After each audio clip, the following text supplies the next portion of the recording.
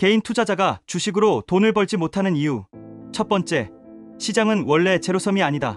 그러나 구조는 불리하다. 주식시장은 단순한 제로섬 게임이 아니야.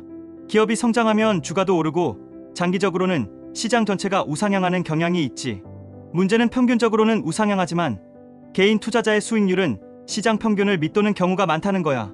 왜 그럴까? 첫째, 거래 비용인 수수료, 세금이 꾸준히 수익을 깎아먹는다.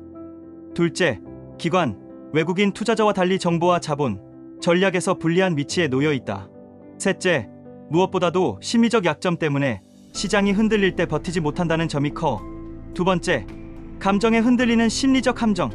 개인 투자자의 가장 큰 적은 자기 자신이야. 탐욕, 주가가 오르면 더 오를 것 같다는 생각에 무리해서 매수한다. 특히 단기간 급등한 종목에 뒤늦게 뛰어들어 고점에 물리는 경우가 많지. 공포, 반대로 주가가 떨어지면 이제 망하는 거 아니야? 하고 공포에 팔아버린다. 이게 바로 손실 확정이지.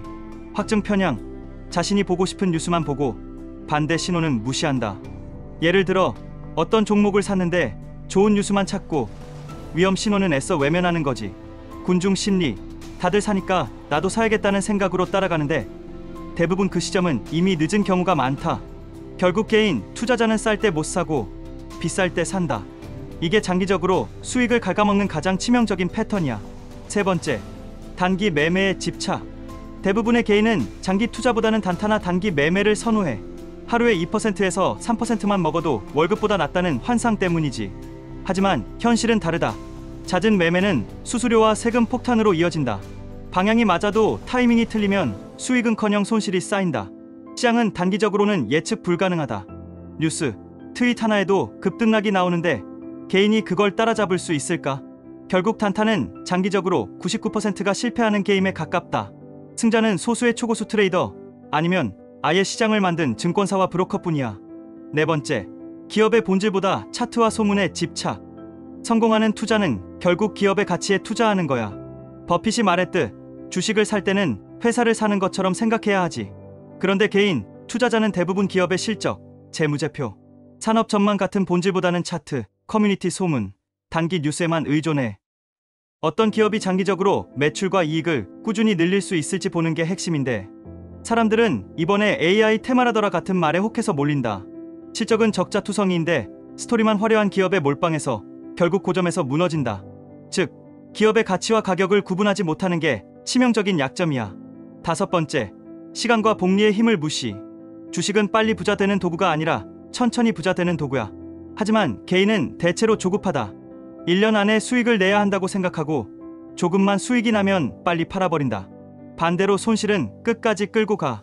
승률은 높은데 최종적으로 돈을 못 버는 이유가 바로 익절은 짧게, 손절은 길게 가져가기 때문이야. 결국 복리의 힘을 누리지 못하고 시간이라는 가장 강력한 무기를 스스로 버려버리는 거지. 여섯 번째, 정보 비대칭과 구도적 불리함. 개인 투자자는 기본적으로 불리한 위치에서 시작해. 기관은 어마어마한 데이터와 리서치 인력을 보유하고 있고 내부적으로 빠른 정보 접근도 가능하다. 외국인 투자자는 환율, 금리, 글로벌 자금 흐름까지 활용한다. 반면 개인은 대부분 언론 기사, 유튜브, 커뮤니티 글에 의존한다. 이미 공개된 정보는 늦은 정보야. 결국 개인은 항상 한 발 늦게 움직이게 되고 구도적으로 평균 수익률보다 낮을 수밖에 없다. 일곱 번째, 원칙과 계획의 부재. 투자는 원칙이 있어야 해. 내가 왜 이 종목을 사고 언제 팔 건지를 미리 정해놔야 하지. 그런데 대부분의 개인은 계획 없이 매수하고 감정적으로 매도한다. 장기 투자한다고 해놓고 조금만 떨어지면 불안해서 판다. 단타하겠다고 샀다가 물리면 장투로 전환이라는 농담 같은 일이 실제로 벌어진다. 목표 수익률과 손절 라인을 정해놓지 않으니 시장에 끌려다닌다. 즉, 투자 철학이 없는 투자자는 결국 시장의 먹잇감이 된다. 여덟 번째, 레버리지와 과도한 욕심. 빚내서 투자는 장기적으로 대부분 파산으로 끝난다. 시장은 생각보다 더 오래 비이성적일 수 있고 그 사이에 마진콜이 오면 버티지 못한다. 원래 내 돈이 아니니 손실에 훨씬 취약하다. 결국 비투는 수익이 아니라 생존 싸움이 된다. 아홉 번째, 분산의 부족.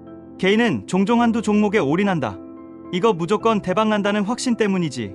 하지만 기업 하나가 잘못되면 내 전 재산도 같이 무너진다. 제대로 된 포트폴리오를 구축하지 않으면 한 번의 실수로 게임 오버가 난다. 워런 버핏도 집중 투자한다고 알려져 있지만 사실 그는 철저히 기업 가치 분석을 기반으로 장기적 확신이 있는 소수 종목에 투자하는 거야. 개인의 묻지마 몰빵과는 차원이 다르지. 10번째, 단기적 재미에 빠짐. 투자를 투자로 보지 않고 마치 카지노처럼 여기는 경우도 많아. 매일 주식창을 열어보고 빨간불 뜨면 기분 좋고 파란불 뜨면 우울해한다. 이런 식으로 접근하면 결국 투자가 아니라 도박이 돼. 장기 투자자는 시장이 흔들려도 차분히 기업 가치를 본다. 하지만 개인 대부분은 오늘 얼마 벌었나에 집착하면서 결국 잦은 매매로 손실을 키운다. 결론, 시장은 우리 편이 아니다.